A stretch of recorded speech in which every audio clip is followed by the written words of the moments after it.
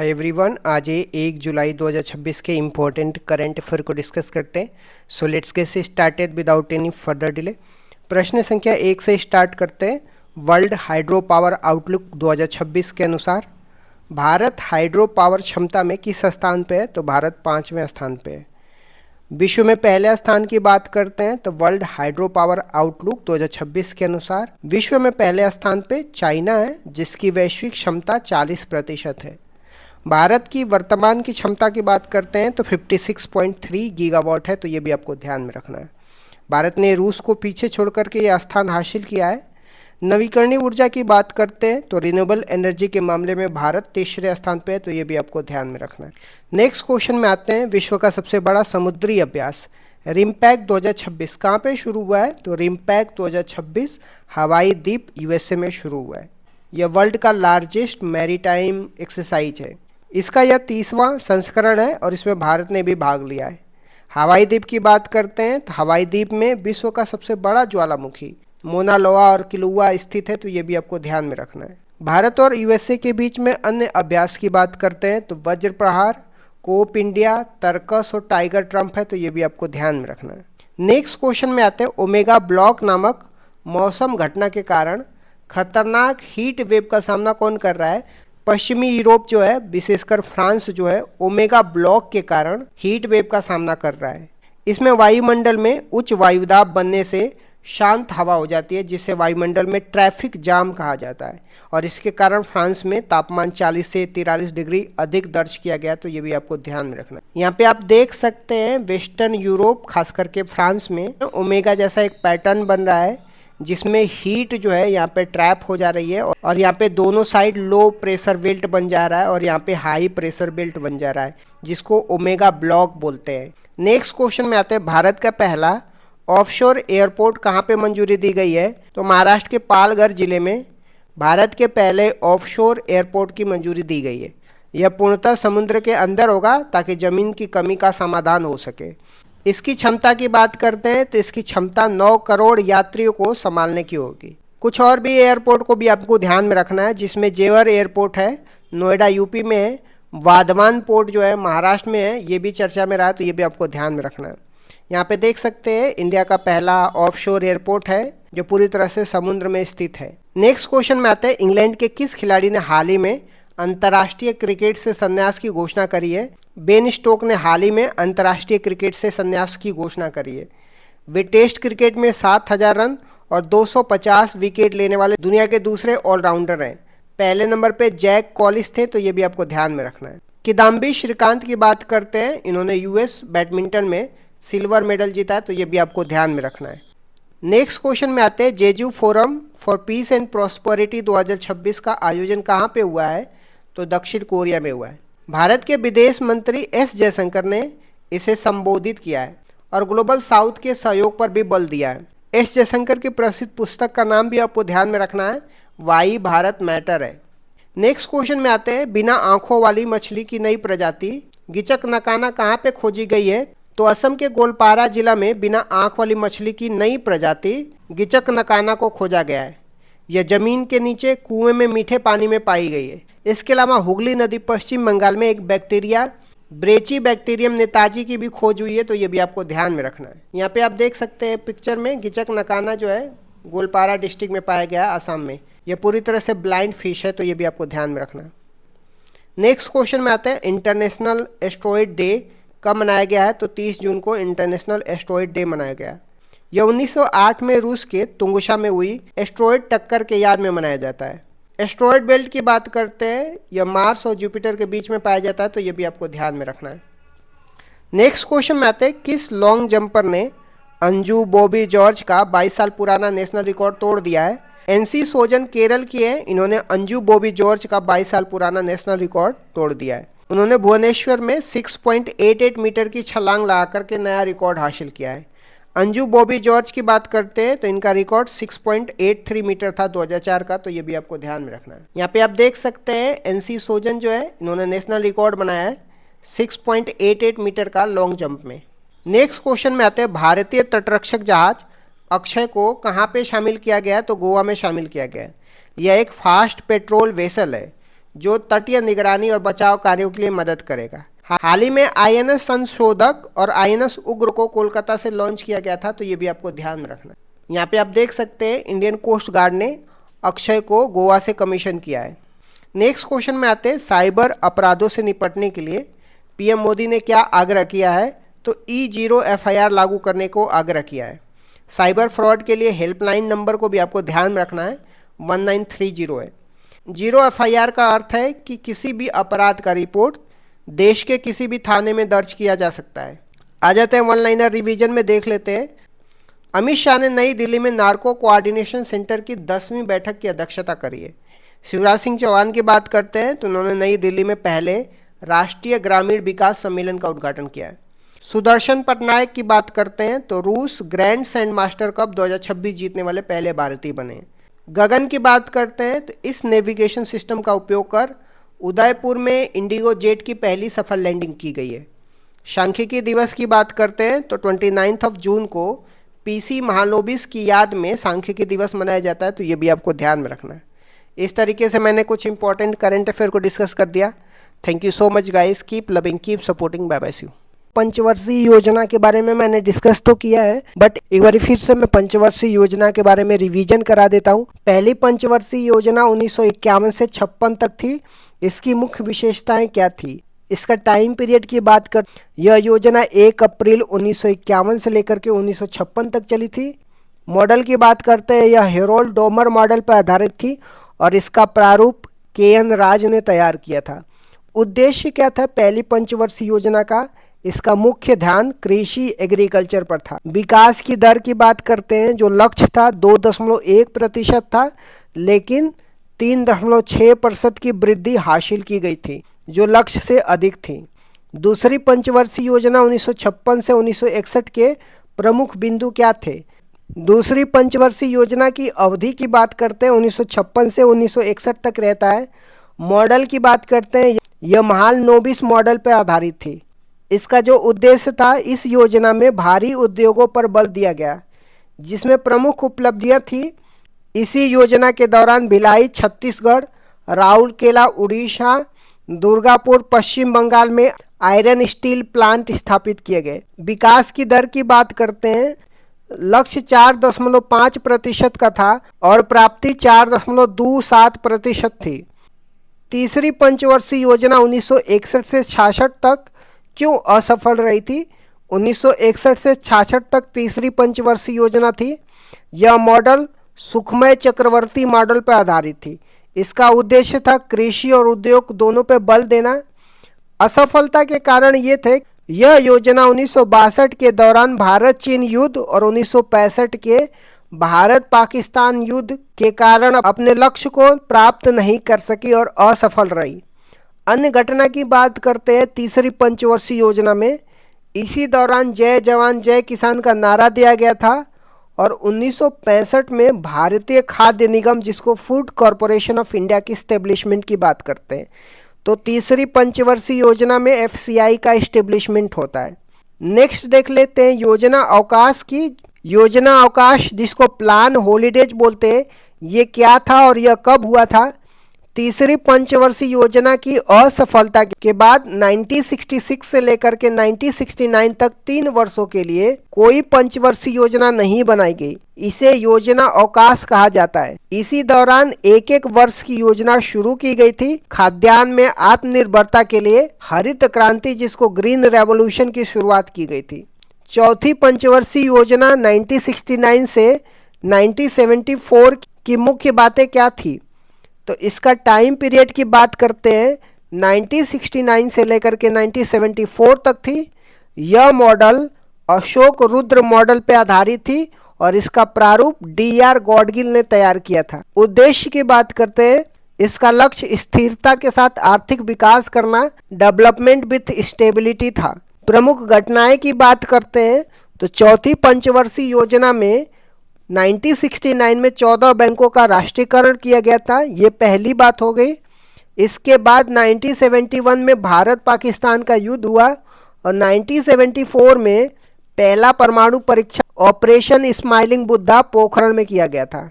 पांचवी पंचवर्षीय योजना 1974 से 1978 क्यों अद्वितीय थी?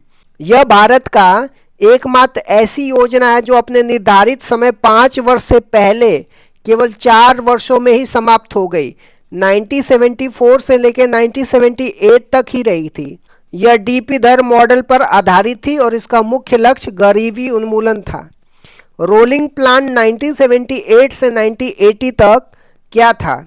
1978 में सरकार बदलने के बाद मोरारजी देसाई की जनता पार्टी सरकार ने पंचवर्षीय योजना को समाप्त कर रोलिंग प्लान शुरू किया था। विश्व में इसके जनक डॉक्टर गुरनार मिर्डर थे। उनकी पुस्तक एशियन ड्रामा में इसका उल्लेख है और भारत में इसे लक्कड़वाला ने लागू किया था। छठवीं पंचवर्षीय योजना 1980 से 1985 के दौरान क्या महत्वपूर्ण घटनाएं हुई थी? यह मॉडल आगात निर्गत मॉडल पर आधारित था, जिसको इनपुट आउटपुट मॉडल बोला जाता है। इसका उद्देश्य रोजगार सृजन और गरीबी उन्मूलन था। प्रमुख घटनाएं की बात करते हैं तो छठवीं पंचवर्षीय योजना में नाबार्ड की एस्टेब्लिशमेंट किया जाता है 1982 में। 6 और बैंकों का राष्ट्रीयकरण किया जाता है 1980 में। ऑपरेशन ब्लू स्टार और ऑपरेशन मेघदूत 1984 में चलाया जाता है। ऑपरेशन मेघदूत सियाचिन पर कब्जा करने के लिए। 7वीं पंचवर्षीय योजना 1985 से लेकर के 1990 तक क्या नारा था? इस योजना का प्रसिद्ध नारा रोटी रोजी और उत्पादकता या भोजन काम और उत्पादकता था। इसी योजना के दौरान 1988 में सेबी की स्थापना होती है, जिसको security and exchange board of India बोलते हैं। एलपीजी सुधार कब और क्यों अपनाए गए थे? 1990 से 92 के योजना अवकाश के दौरान 1991 में भारत में विदेशी मुद्रा भंडार का संकट उत्पन्न हो गया था। उस समय प्रधानमंत्री पीवी नरसिम्हा राव और वित्त मंत्री डॉक्टर मनमोहन सिंह थे। इस संकट से निपटने के लिए 1991 में नई आर्थिक नीति अपनाई गई थी, जिसे एलपीजी सुधार कहा गया था। जो न्यू इकोनॉमी पॉलिसी अपनाई गई थी, जिसमें उदारीकरण, निजीकरण या वैश्वीकरण की बात की जाती है। 8वीं पंचवर्षीय योजना 1992 से 1997 का मुख्य फोकस क्या था? तो यह model John W Miller model पर आधारित थी। इसका मुख्य बल मानव संसाधन विकास था, जो 1990 में आए एचडीआई मानव विकास सूचांक की अवधारणा से प्रेरित था। अन्य घटनाएं की बात करते हैं 8वीं पंचवर्षीय योजना में। इसी दौरान 73वां और 74वां संविधान संशोधन हुआ, जो पंचायती राज और नगर निगम के लिए है। इसी समय 1 जनवरी 1995 को डब्ल्यूटीओ की स्थापना होती है, जिसको वर्ल्ड ट्रेड ऑर्गेनाइजेशन बोलते हैं। 9वीं और 10वीं पंचवर्षीय योजना का मुख्य बातें क्या थी? 9वीं पंचवर्षीय योजना 1997 से 2002 तक होता है। इसका लक्ष्य सामाजिक न्याय और क्षमता के साथ आर्थिक विकास था। प्रधानमंत्री ग्राम सड़क योजना 25 दिसंबर 2000 को और कारगिल युद्ध 1999 में इसी दौरान हुआ था। 10वीं पंचवर्षीय योजना 2002 से 2007 तक थी। यह भी आगात निर्गात मॉडल पर आधारित थी। नरेगा अधिनियम 2005 में आया और 2 फरवरी 2006 को लागू हुआ था। 11वीं पंचवर्षीय योजना 2007 से लेकर 2012 की विकास दर की क्या विशेषता थी? इसका लक्ष्य तीव्र और समावेशी विकास, जिसको रैपिड एंड इंक्लूसिव डेवलपमेंट था। इसमें 8% की विकास दर हासिल की गई थी, जो सभी पंचवर्षीय योजनाओं में अब तक की सबसे ज़्यादा थी। शिक्षा का अधिकार राइट टू एजुकेशन एक्ट 2009 इसी दौरान आया था। 12वीं पंचवर्षीय योजना 2012 से 2017 का लक्ष्य क्या था? यह अंतिम पंचवर्षीय योजना था, जो 2012 से 2017 तक चला था। इसका लक्ष्य तीव्र, सतत और अधिक समावेशी विकास, जिसको rapid sustainable and inclusive development था। इसमें कृषि के लिए 4% और प्रजनन दर को 2.1%, जिसको प्रतिस्थापन दर बोलते हैं, पर लाने का लक्ष्य रखा गया था। भारतीय संविधान के प्रमुख संशोधन और उसके प्रावधान के बारे में देखने वाले हैं। पहला संविधान संशोधन कब हुआ था? 1951 में हुआ था। संविधान में 9वीं अनुसूची जोड़ी गई थी, जिसका संबंध भूमि सुधार से है। अनुच्छेद 15 क्लॉज 4 भी जोड़ा गया, जो सामाजिक और शैक्षिक रूप से पिछड़े वर्गों के लिए आरक्षण का प्रावधान करता है। 7वां संविधान संशोधन 1956 में राज्य पुनर्गठन से संबंधित है। यह प्रावधान किया गया कि 2 या 2 से अधिक राज्यों के लिए एक राज्यपाल हो सकता है। इस समय भारत में 14 राज्य और 6 केंद्र शासित प्रदेश थे। फजल अली कमीशन का गठन 1953 में इसी उद्देश्य से हुआ था। 15वां संविधान संशोधन 1963 में हुआ था। हाई कोर्ट के न्यायाधीशों की सेवानिवृत्ति की आयु 60 से बढ़ाकर के 62 कर दिया गया था। 21वां संविधान संशोधन 1967 में हुआ था। इस संविधान संशोधन से संविधान की 8वीं अनुसूची में 15वीं भाषा के रूप में सिंधी भाषा को जोड़ा गया और मूल संविधान में 14 भाषाएं थी, अब जाकर के 22 भाषाएं हैं। 24वां संविधान संशोधन 1971 में हुआ था। इंदिरा गांधी के कार्यकाल में संसद को संविधान संशोधन की असीमित शक्तियां प्रदान की गई थी। हालांकि इसके बाद केशवानंद भारती केस 1973 में सुप्रीम कोर्ट ने स्पष्ट किया कि संसद की यह शक्ति असीमित नहीं है बल्कि सीमित है और इस संविधान के मूल ढांचा को नहीं बदल सकती है।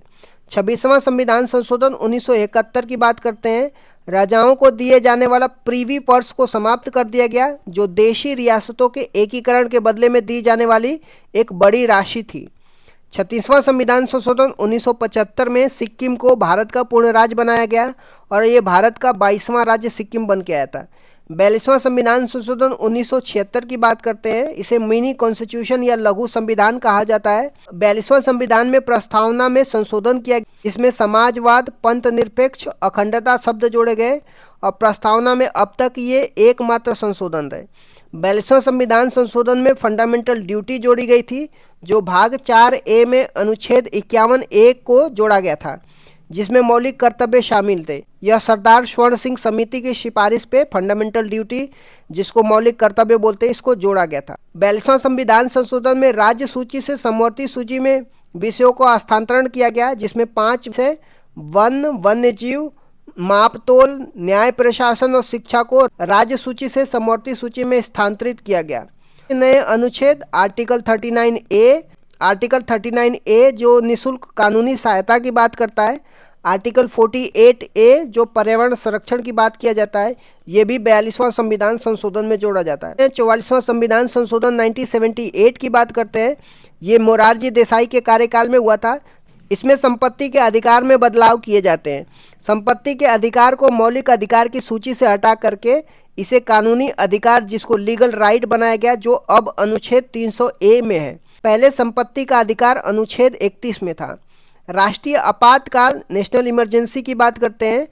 इसमें राष्ट्रीय आपातकाल के लिए आंतरिक अशांति के स्थान पे सशस्त्र विद्रोह शब्द का प्रयोग किया गया। राष्ट्रीय आपातकाल लगने के लिए कैबिनेट की लिखित अनुमति को अनिवार्य किया गया। संविधान में कैबिनेट शब्द की पहली बार उल्लेख इसी संशोधन में हुआ था। आ जाते हैं 52वां संविधान संशोधन की बात करते हैं, जो 1985 में हुआ था। राजीव गांधी के कार्यकाल में दल बदल विरोधी कानून आया था, जिसको एंटी डिफेक्शन लॉ बोलते हैं। संविधान में 10वीं सूची जोड़ी गई, जिसका उद्देश्य दल बदल को रोकना था। आ जाते हैं 61वें संविधान संशोधन, जो 1989 में हुआ था।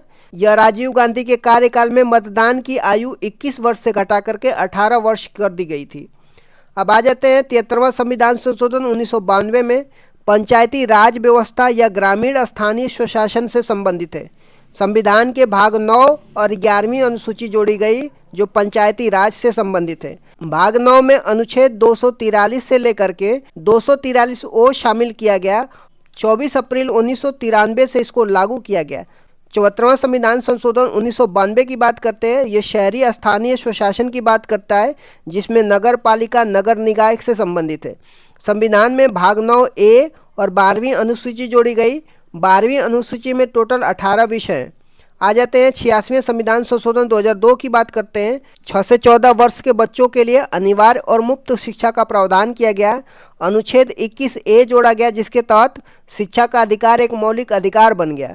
अनुच्छेद 51A क्लॉज K के रूप में 11वां मौलिक कर्तव्य भी जोड़ा गया था। आ जाते हैं 89वां संविधान संशोधन 2003 की बात करते हैं। अनुच्छेद 338A को जोड़ा गया, जिसमें राष्ट्रीय अनुसूचित जनजाति आयोग, जिसको national commission for scheduled tribe का उल्लेख है। अनुच्छेद 338 में राष्ट्रीय अनुसूचित जाति का उल्लेख किया गया है। 91वां संविधान संशोधन 2003 की बात करते हैं। मंत्रिपरिषद के आकार को सीमित किया गया। इसके अनुसार कुल लोकसभा सदस्यों के 15% से अधिक मंत्री नहीं हो सकते। आ जाते हैं 92वां संविधान संशोधन 2003 की बात करते हैं। 8वीं अनुसूची में 4 भाषाएं जोड़ी जाती है, जो बोडो, डोंगरी, संथाली और मैथिली होती है। 97वां संविधान संशोधन 2011 में सहकारी समिति से संबंधित है। संविधान के भाग 9 बी अनुच्छेद 43 बी और अनुच्छेद 19 क्लॉज 1 क्लॉज सी में सहकारी समिति शब्द जोड़ा गया। 99वां संविधान संशोधन 2014 की बात करते हैं। यह एक ऐसा संविधान संशोधन था जिसमें सुप्रीम कोर्ट ने असंवैधानिक करार दिया था। यह राष्ट्रीय न्यायिक नियुक्ति, जिसको नेशनल जुडिशरी अपॉइंटमेंट कमीशन के निर्माण की बात करता है, जिसका उद्देश्य कॉलेजियम पद्धति को बदलना था। आ जाते हैं 100वां संविधान संशोधन 2015 की बात करते हैं। भारत और बांग्लादेश के बीच में 3 बीघा कॉरिडोर जमीन के आदान प्रदान से संबंधित है। 101वां संविधान संशोधन 2016 की बात करते हैं, जिसमें जीएसटी, जिसको गुड्स एंड सर्विस टैक्स बोलते हैं, इससे संबंधित है। यह 1 जुलाई 2017 को लागू हुआ। विजय केलकर समिति के सिफारिश पर यह आया था। संविधान में अनुच्छेद 246 ए जीएसटी का उल्लेख है और अनुच्छेद 279 ए जो जीएसटी काउंसिल का उल्लेख, जिसका प्रमुख भारत के वित्त मंत्री होता है, ये सब जोड़ा गया। 102वां संविधान संशोधन 2018 की बात करते हैं। इसमें आर्टिकल 338 बी जोड़ा गया, जिसमें राष्ट्रीय पिछड़ा वर्ग आयोग की बात करता है। इसमें यह निर्धारित किया गया कि कौन सी जाति पिछड़ा वर्ग में आएगी और यह अधिकार केंद्र सरकार का होगा। आ जाते हैं 103वां संविधान संशोधन 2019 की, जो आर्थिक रूप से कमजोर वर्ग, जिसको इकोनॉमिकली वीकर सेक्शन बोलते हैं, 10% आरक्षण की बात किया जाता है। संविधान में अनुच्छेद 15 क्लॉज 6 संस्थाओं में प्रवेश के लिए आरक्षण और अनुच्छेद 16 क्लॉज 6 सरकारी नौकरियों में आरक्षण की बात किया जाता है। आ जाते हैं 104वां संविधान संशोधन 2019 की, जिसमें लोकसभा और विधानसभा में एंग्लो इंडियन के लिए आरक्षित सीटों को समाप्त कर दिया गया। अनुसूचित जाति, अनुसूचित जनजाति के लिए आरक्षण को 10 साल के लिए क्या कर दिया गया, बढ़ा दिया गया। आ जाते हैं 105वां संविधान संशोधन 2021 की। यह 102वें संविधान संशोधन में संशोधन करता है। यह राज्य सरकारों को यह अधिकार देता है कि वो अपनी स्वयं की राज्य सूची में शामिल की जाने वाली पिछड़े वर्गों की जातियों की पहचान कर सके, जो शक्ति 102वें संविधान संशोधन में केंद्र के पास दी गई थी। राष्ट्रपति ने 18 अगस्त 2021 को इस पर हस्ताक्षर कर दिया था। आ जाते हैं 106वां संविधान संशोधन 2023 की। इसे नारी शक्ति वंदनम अधिनियम के नाम से भी जाना जाता है। यह 128वां विधेयक था। इसका उद्देश्य लोकसभा और विधानसभा में महिलाओं को 33% आरक्षण प्रदान करना है। इसे अर्जुन मेघवाल ने पेश किया था और राष्ट्रपति ने इसे 28 सितंबर 2023 को सहमति दे दी थी। यह अगला परिसीमन 2026 के बाद लागू होने वाले चुनाव में लागू होगा। आ जाते हैं 129वां संविधान संशोधन विधेयक की। ये संविधान संशोधन विधेयक है जो प्रस्तावित किया गया है। भारत का नवीनतम विधेयक है। जो यह 1 नेशन 1 इलेक्शन की बात किया जाता है, जो एक राष्ट्र एक चुनाव से संबंधित है। यह रामनाथ कोविंद कमेटी की सिफारिश पर पेश किया गया था।